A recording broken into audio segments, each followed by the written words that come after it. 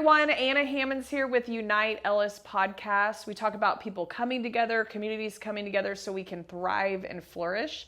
Today we're talking about housing and homelessness in our county, so let's get started. All right, we've got Erika here with the Heights, but also, I'm very excited to say, Unite Ellis's housing champion. So give us kind of an overview of what your world looks like in your work world. Yeah, so thanks for having me on the show today. Housing is such a issue that's very close to my heart. I do a lot with it in my world. So Unite Ellis has decided that one of the big issues in our area, in Ellis County, in our community, is housing. Affordable housing, making sure everyone has access to housing.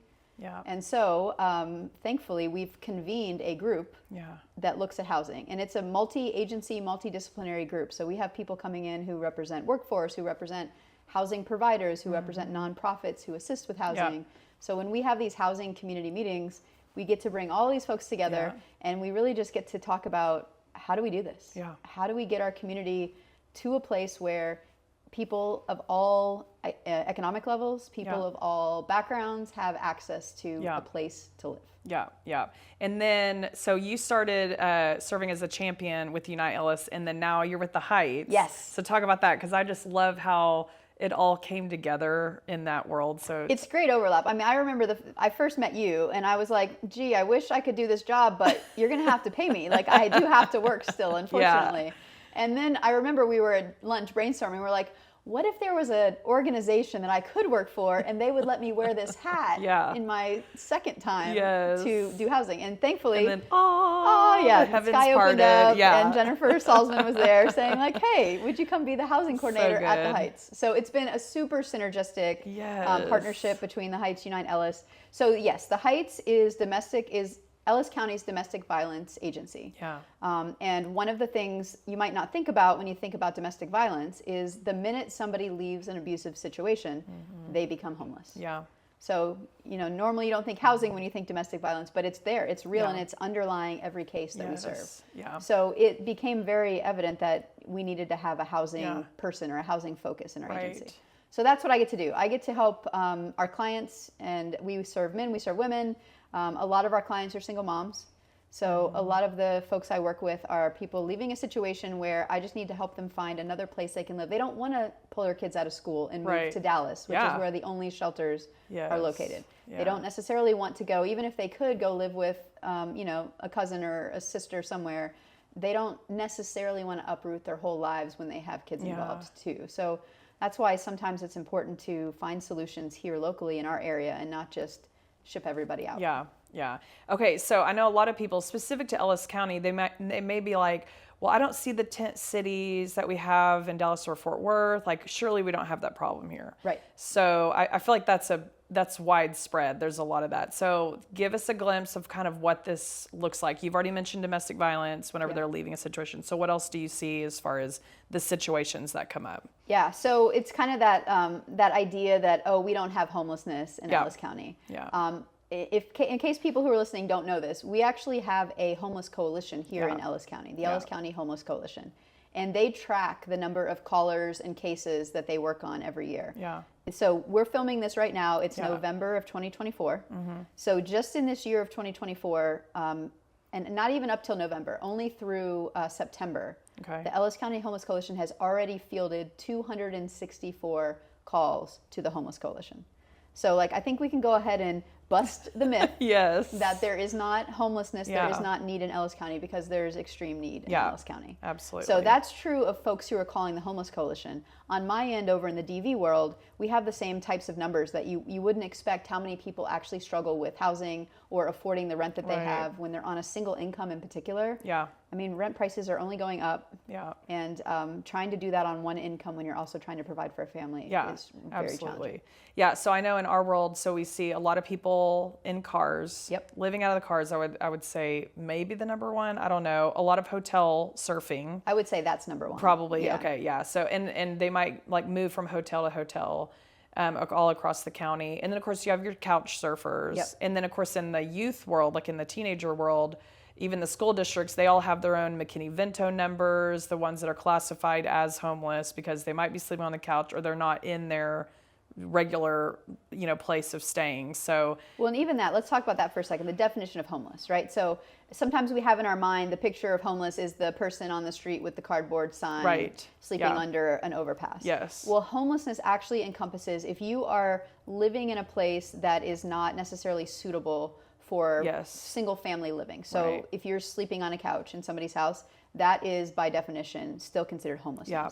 If you don't have a place of your own that you can call home, that is still considered homelessness. Yeah. Sleeping in a car is, depending on how you define it, most people define that as considered homeless because you don't have the four walls and the roof over your head. Yeah. But you do have your own private shelter, so it's not illegal to do that. It's just it would be considered homelessness. Yeah, yeah. So little known fact, before Unite Ellis got started, we conducted a bunch of countywide research.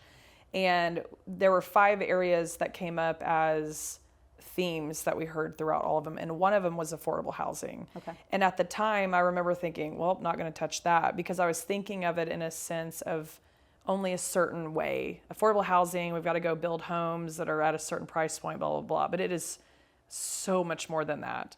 And I think what people were identifying is they were identifying people in situations, they were seeing the later outcome, people struggling, maybe eviction, maybe food insecurity and other things. And so therefore they would say, we need affordable housing. And that's how it came up in like the research. Okay. But there's so much more that comes into it. So that's one thing I want to touch on is I feel like there's kind of a before eviction, after eviction, or somewhere in between. So if someone's coming to you and they're like, I'm in financial hard times right now, what would your suggestion be? What would you tell them? Yeah, let's dive into that, but let me step one step back and just talk about language here. So affordable housing, I think there's 2 other words I like to attach to this conversation. One of those is thinking of it in terms of workforce housing. Yeah. And so like just think about day-to-day life, the places that you go. You probably go to Starbucks at some point in your week. You probably go grocery shopping. There's a lot of things that make our community run where the person working that job is probably making somewhere between $12 and $15 an hour. Yeah. So if you just run the numbers on $12 to $15 an hour, so take that number, multiply it by 40 hours a week of work, multiply it by a month of work, get a monthly income. You're probably looking at a number under $3,000 a month for an income. Yeah. So then when you look at housing, you're supposed to have your housing only represent 30% of your income. So you're now looking at an apartment or a house that costs $1,000 or less if you are working in a job that makes between $12 and $16 an hour. Yeah. So like just look around at rent right now. There's nothing out there that's $1,000 or less. Yeah. So we already have one issue in this world of housing where people who are working the jobs in our area that are the service jobs, the ones that we rely on every day to just do life. Yeah. Those folks are already priced out of living in their own community where they work. Yeah. So if people have in their mind the thought that affordable housing is the homeless people that need a roof over their head. Right. It's actually, affordable housing encompasses way more than that. So it actually much. Also encompasses this workforce housing that can be afforded by the people who are doing the jobs that we benefit from every day. Yeah, it's so good. So that's one. I want to throw that in there. And then the second piece I want to throw in there, and then I am going to get to the question about how we help. Yeah, you keep going. So the second piece, I call it transitional housing. Yeah. So a lot of the thing that puts somebody in a hard spot is not a chronic lifelong condition.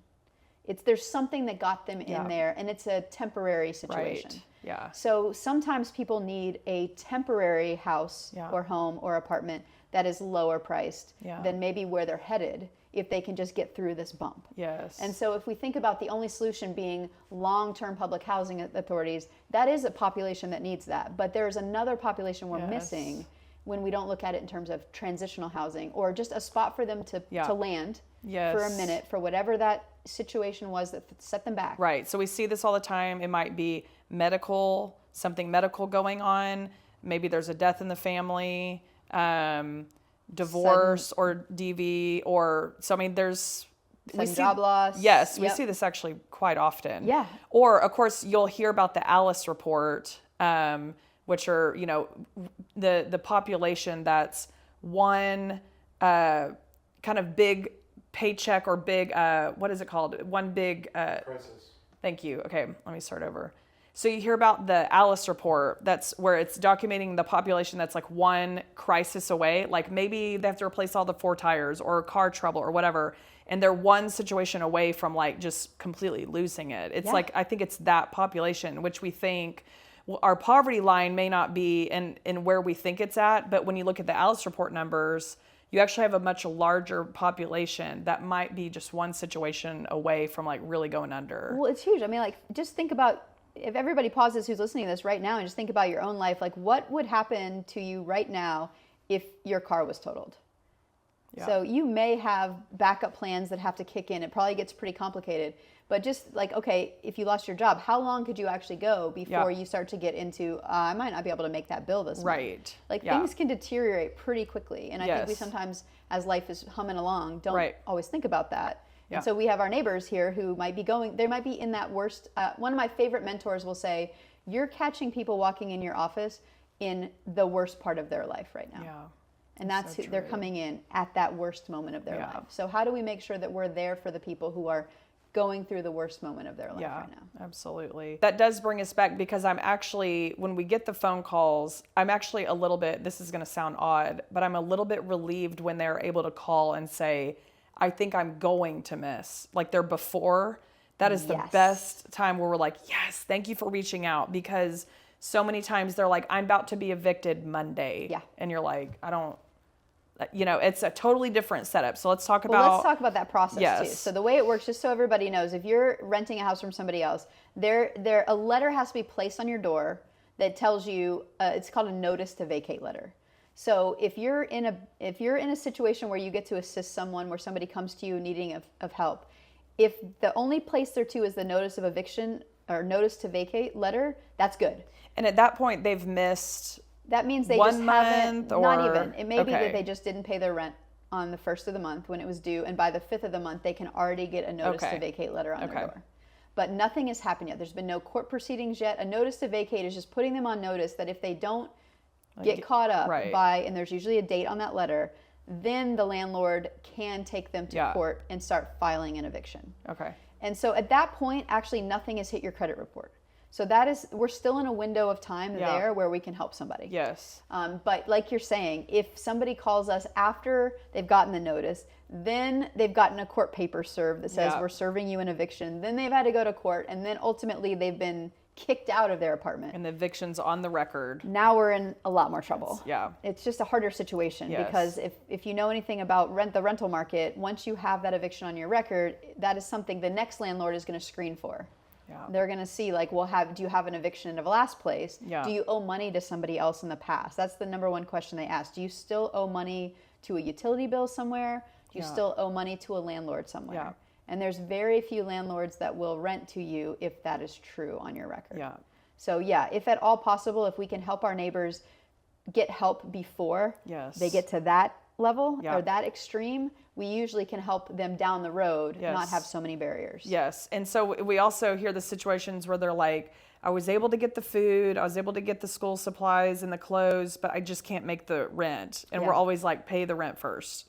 Let the community, it's so much easier for the community to wrap around and take care of all those other items. Help you with your school supplies, help you with your food. Even the utility bills is easier than $1,000 or more rent. So like put all the money towards the rent. And then I've also heard you give this suggestion, which is so great. Like we had someone the other day that we were talking to who had a great record with their landlord and was about to come into trouble because of a gap in their working situations. And it was like, well, have you talked to your landlord? Go talk to your landlord.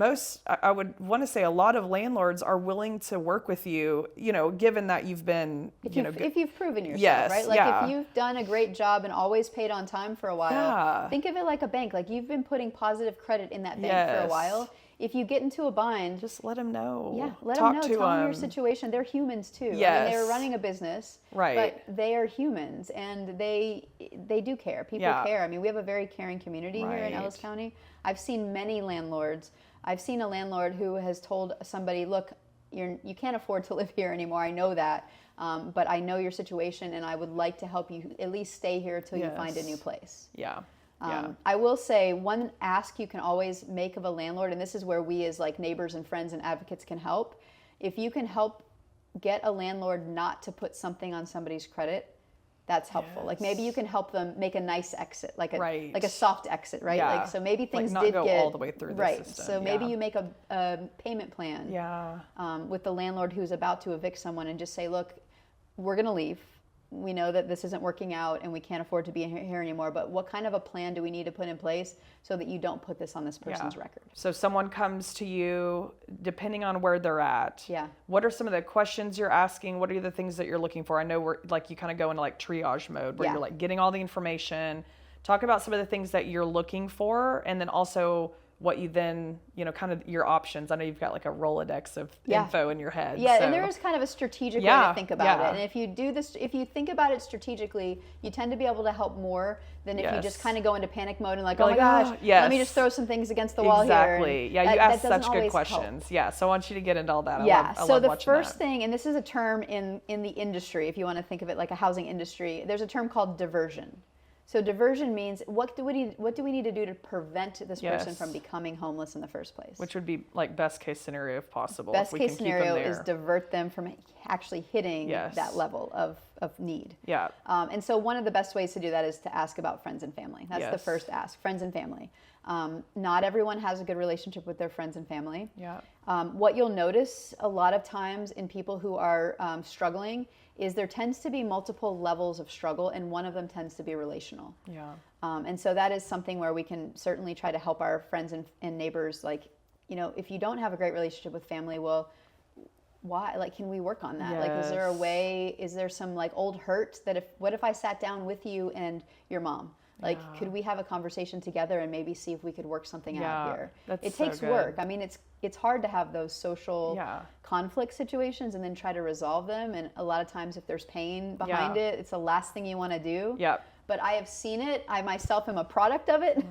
You can have a miraculous healing with a loved one and come back to a place of what family was really always kind of meant to be. Yeah. Okay. I want to pause on that really quick because we talk, Chris and I talk all the time about of the areas of human flourishing. So mental and physical health, relational health, financial health, vocational health, and spiritual health. Yes. Relational health is like, not that I would rank them, but it just bleeds into everything. And so when you are finding people in the community that are struggling, they're not thriving and flourishing, most of the time you can see a breakdown of relational health somewhere. Even if it's not even just negative relationships, it could just be that they're lonely. Yes. They're isolated, or they just don't have a lot of relationships. Like it's been very eye-opening for me to see how common it is. And we're not designed to live alone. I mean, not. And when I say alone, I'm not even talking about like an intimate partner. I'm just meaning we're communal beings. Yes. We're relational beings. We're meant to be in community with each other. Yeah. And I think our systems work that way. Like it's very hard to do life alone. Yeah. Fully alone, without friends, family, anyone. Yeah. So I think that's a way we can help each other. Yes. Is if you're noticing a friend of yours is struggling with relationships. Maybe it's never been modeled for them. Yeah. Like it may not be their fault. It may just be that they grew up in a household where it was a toxic relationships, and that was ever modeled for them. And we might be able to help with that. Well, it goes back to your example earlier. You're going through to get your coffee or at the grocery store, just having like intentional eyes to see that person. Be like, how's your day going? Like, there literally might be times that you may be the only kind thing to say to someone. Yeah. And so like really being intentional about those that we're around or run into on a daily basis, or if I'm on the soccer fields next to other parents, who on earth knows where they're at relationally in their world?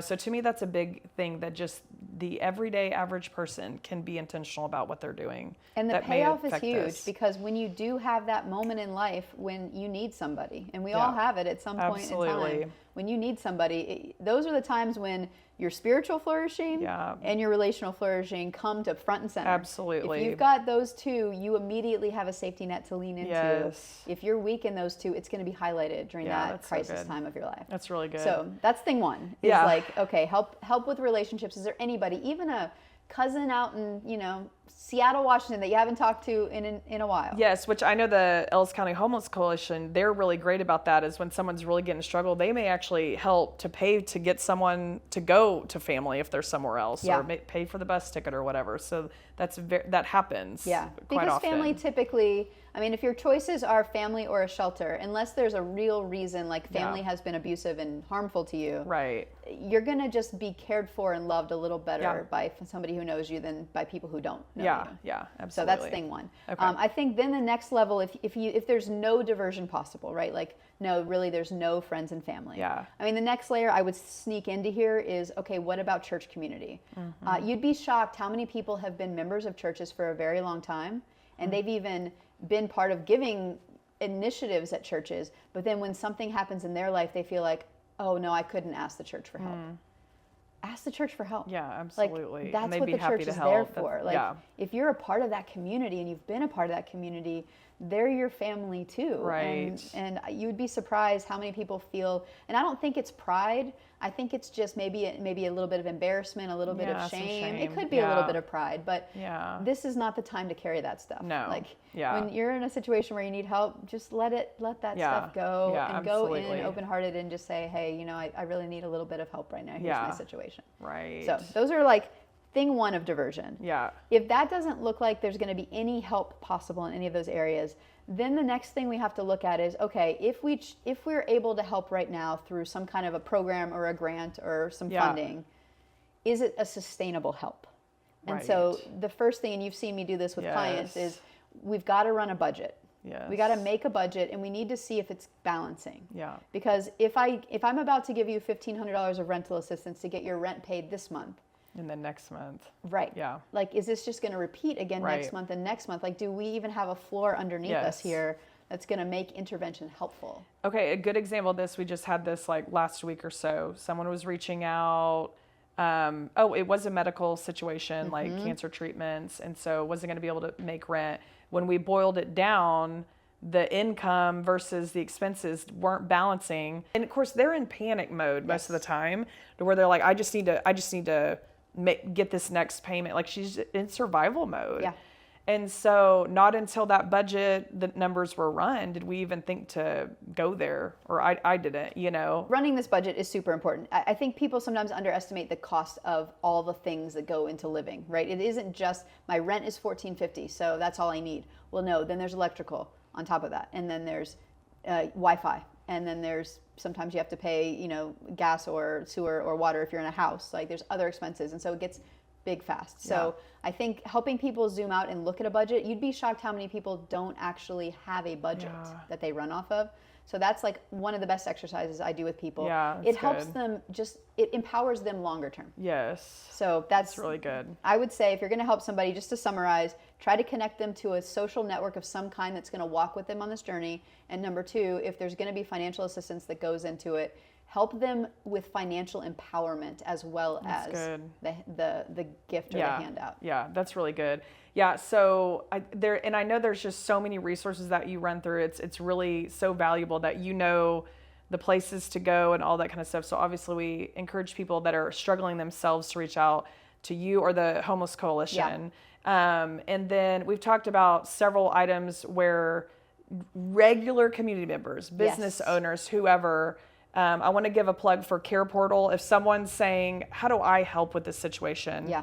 Care Portal obviously is our go-to for tangible help if we're furnishing a home when someone gets into it, which we're very excited about. What other ways would you throw out there of like how someone would help with this situation? I'm going to throw something a little radical out. Yeah. Okay, so I heard this said by somebody, and it's just been it's stuck with me so deeply. So we're called to help widows and orphans. We know that. That's part of our calling. Single moms are the widow and orphan of our generation. Yeah. They really are. Like, it's almost impossible to make the numbers work as a single mom. Yeah. And to make the time work and to make all the pieces work. So I would say if you're looking for a way to help, see if there's any single mom in your community. Yes. Is there a single mom that you happen to run into in your day-to-day life at the store somewhere? Is there a single mom at your church that you could pay more? Like, could you just open your eyes to single moms for a minute? Open your eyes, see if you can spot them. And just know they're the ones that they always need an extra hand of some kind. Absolutely. An extra anything, extra maybe dollar, even help extra with the hand, kids, anything. just to, Yes. And so I would that's where I would. It's good. I would drive people. And the good news is you can find them anywhere. Yes. You probably work with them. You probably go to church with them. You probably Yes. do life with them in many different ways. That's really good. Help them. Let's help. That's let's awesome. Let's help our neighbors in this way. Okay, and then I'll give a plug. We're not going to fully get into it, but County Convene, Unite Ellis puts on County Convene, just where everybody in the county comes together, November 13th. And there you're going to be giving the grand preview of master lease agreements. Yes. Which is kind of the new concept of some of the answer to some of this, right? You want to give a high level? I'll give a super high level. If you want to hear more, come to County Convene. Yeah. So there is a model that allows us as community members to help each other solve this affordable housing crisis, right? One way to solve it is let's build an affordable housing apartment complex and get a big investor in here to build all this housing. That's probably not happening anytime soon, definitely not tomorrow. But what we can do is we have houses already all over this community. And we can use what is known in the industry as a master lease agreement, where a church could rent a home from a landlord. A nonprofit could rent a home from a landlord. A generous community member could rent a home from a landlord. And by you renting that home, you're now holding the lease. You could then bring in a person, like us as a nonprofit, we know we're walking alongside somebody with counseling already anyways. So we're able to put these clients into houses like that we don't have to own them. Somebody else owns them, but that landlord is partnering with us to help make housing available to a community member. And you would never know because it's just scattered. It's called scattered site housing. It's throughout the whole community. So there's not a pocket of people all clustered together. It's all over. But this is a way where we can all get involved. If you are a landlord and you're interested in making your house available to be helpful to somebody, it's not free. The person still pays rent. It's just that you have the guarantee of a nonprofit or a community, a church or somebody backing it with you.